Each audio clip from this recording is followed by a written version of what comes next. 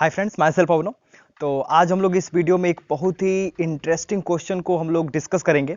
ये जो क्वेश्चन है हमारा मोस्ट ऑफ द जितने भी कॉम्पिटिटिव एग्जाम होते हैं लगभग उसमें क्वेश्चंस ये बार बार पूछे जाते हैं। जैसे कि 2017 में जो यूपी पॉलिटेक्निक का एंट्रेंस एग्जाम हुआ था, ये क्वेश्चन आया हुआ था। और रिसेंटली 2020 में जो बीईओ का एग्जाम हुआ है यूपी में, उसमें भी ये क्वेश्चन देखने को मिला है। तो चलिए हम इस चीज़ को समझते हैं कि आखिर में इस प्रकार के क्वेश्चंस की क्या स्पेशलिटी होती है कि जो भी कॉम्पिटिटिव एग्जाम से इसे बार बार पूछते रहते हैं, और इन्हें कौन से टेक्निक का इस्तेमाल कर कर हम लोग क्या करते हैं, सिंप्लीफाई करते हैं। तो चलिए देखते हैं ये क्वेश्चन क्या है। If x is equal to 2 plus 2 to the power 2/3 plus 2 to the power 1/3 then find the value of x cube minus 6x² plus 6x। हमें क्या कह रहा है कि x की सिंपली एक वैल्यू दी हुई है, वो कांस्टेंट है, और हमें इस एक्सप्रेशन की जो वैल्यू है क्या कर रहा है, पूछ रहा है। तो आप याद कीजिए थोड़ा सा, आपको जैसे कि मान लीजिए दिया रहता था x equal to 2 then find अगर आप यही एक्सप्रेशन को ले लीजिए x cube minus 6x² plus 6x। अर्थात जब अगर आपको दिया रहे x इक्वल टू 2, तब आप कैसे इस एक्सप्रेशन की वैल्यू को फाइंड आउट करते हैं। क्या करते हैं, जहां जहां x दिख रहा होता है वहां 2 पुट कर देते हैं उस एक्सप्रेशन में। तो ये हो जाएगा 2 cube minus 6 into 2 square plus 6 into 2 हो जाएगा, अर्थात ये 8 हो गया, माइनस 6 इंटू 4 प्लस 6 हो जाए 12। इसको ऐड कर दीजिए तो 8 और 12 कितना हो जाएगा, 20 माइनस 6 4 जाए 24 माइनस 4। आपने क्या किया, आसानी से इस एक्सप्रेशन की वैल्यू -4 निकाल लिया। लेकिन यहां पे भी तो सेम सिनेरियो है, x is equal to something constant, यहां पे भी x is equal to something constant.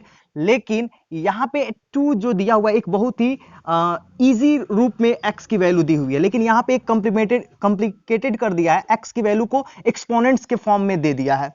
तो अगर आप सोच रहे हैं कि x की वैल्यू को डायरेक्ट हम इस एक्सप्रेशन में रख दें और हमारा इसकी वैल्यू निकल कर आ जाएगी, तो ये थोड़ा सा हमारे लिए क्या हो जाएगा, कैलकुलेशन वास्ट हो जाएगा। ऐसा करने पर, ऐसा करेंगे तो टाइम कंज्यूमिंग हो जाएगा, और कॉम्पिटिटिव एग्जाम में टाइम कंज्यूम होगा, इसका मतलब वो तरीका हमारे लिए सुटेबल नहीं है। तो देखिए इस क्वेश्चन को हम सॉल्व करने के लिए कौन सा टेक्निक का इस्तेमाल करते हैं। तो सॉल्यूशन में हम क्या करेंगे, सबसे पहले गिवन दैट नोट करेंगे कि गिवन दैट में क्या दिया हुआ है। आपका दिया हुआ है x is equal to 2 plus 2 to the power 2/3 plus 2 to the power 1/3। अब हम क्या कर रहे हैं कि 2 को सबसे पहले x के पास बुला रहे हैं, तो ये हो जाएगा x माइनस 2 प्लस 2 था इधर आया तो -2 इज इक्वल टू हो गया 2 to the power 2/3 plus 2 to the power 1/3। अच्छा ध्यान दीजिए, आपको ये 1/3 जो है डिनोमिनेटर में दिख रहा है, तो क्यों ना दोनों पक्षों का घन कर दे। घन करेंगे तो डायरेक्ट पावर एक इंटीजर में कन्वर्ट हो जाएगा। तो क्या कर रहे हैं, cubing both sides we have, क्या होगा हमारे पास, ये हो जाएगा x माइनस 2 का whole cube is equal to, ये हो जाएगा 2 to the power 2/3 plus 2 to the power 1/3 का पावर क्यूब। अब हम क्या करेंगे, ये जो एक्सप्रेशन दिख रहा है इस एक्सप्रेशन को सिंप्लीफाई करने के लिए हम इधर LHS का जो टर्म है उसे हम a माइनस बी के होल क्यूब से एक्सपेंड करेंगे और इसे a प्लस बी के होल क्यूब से एक्सपेंड करेंगे।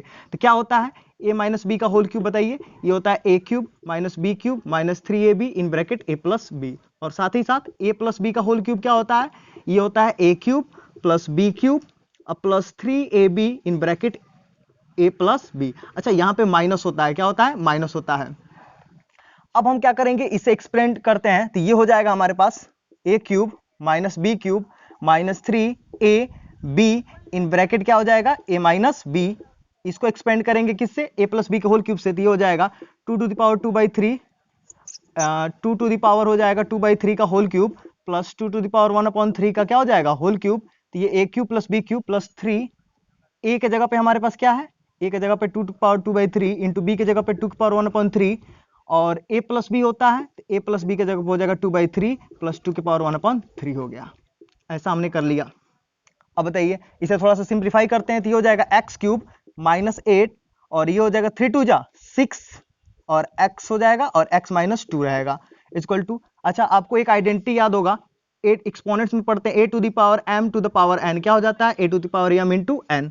इससे करेंगे तो 3 से 3 कैंसिल हो जाएगा, 2 टू द पावर 2 हो जाएगा, ये 3 से 3 कैंसिल हो जाएगा और 2 के पावर 1 हो जाएगा, प्लस एक और आपको आइडेंटिटी याद होगा, a to the power m into a to the power n, अर्थात दोनों का बेस सेम और प्रोडक्ट हो रहा हो तो ये पावर ऐड हो जाते हैं तो m प्लस n हो जाता है। तो यहाँ पे भी 2/3 प्लस 1/3 को ऐड करेंगे तो 2/3 अब +1/3 हो जाएगा 3/3 दैट इज इक्वल टू 1, तो ये हो जाएगा 2 to the power 1, तो 3 2 जा क्या हो जाएगा 6, और इसकी वैल्यू बताइए क्या है, इसकी वैल्यू तो हम आसानी से x-2 सब्स्टिट्यूट कर सकते हैं, बस अब इसे सिंपली रीअरेंज कर लीजिए, तो ये हो जाएगा x³ - 8, इसका मल्टीप्लाई कर देंगे तो ये हो जाएगा 6x², माइनस का माइनस में मल्टीप्लाई होता है कितना हो जाएगा +6 2 जा 12, x हो जाएगा हमारे पास इज इक्वल टू 2 का स्क्वायर कितना हो जाएगा 4, और 4 और 2 कितना हो जाएगा 6, अब +6 का अंदर मल्टीप्लाई कीजिए तो ये हो जाएगा 6x, और 6 2 जा कितना हो गया 12।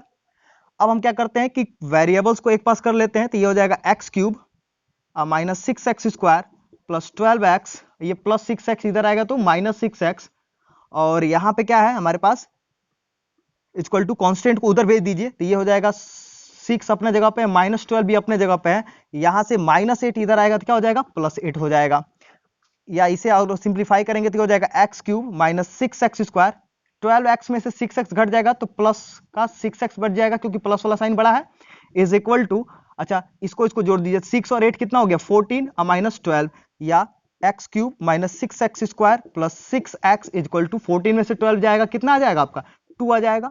और इसी एक्सप्रेशन को तो ध्यान दीजिए, इसी एक्सप्रेशन का तो हमें वैल्यू क्या करना था पूछना था, ये एक्सप्रेशन की वैल्यू कितनी आ गई 2 आ गई। तो आप लोगों ने ध्यान से देखा कि हमने क्या किया, एक सिंपल सा टेक्निक इस्तेमाल किया और इस टेक्निक की मदद से हमने क्या किया, इस एक्सप्रेशन की वैल्यू फाइंड आउट कर दिया। If you like this video please do subscribe my channel. Have a nice day.